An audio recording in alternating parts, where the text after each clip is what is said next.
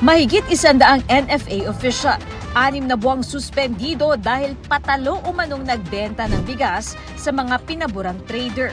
Partikular na iniimbestigahan ng Office of the Ombudsman ang mga ulat ng reklamong idinulog sa Office of the President noong February 13.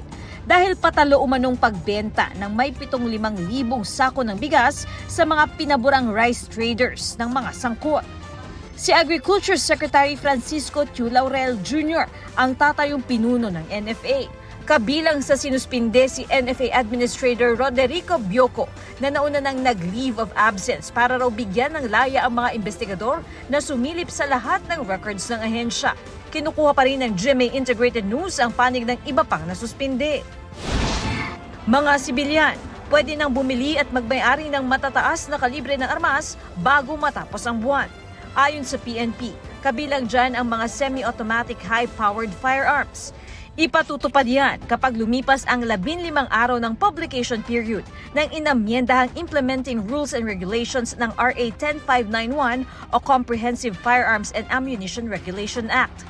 Dati itong ipinagbawal ni Nooy Pangulong Rodrigo Duterte para hindi makapag-supply ng armas sa Maute Group noong Marawi Siege.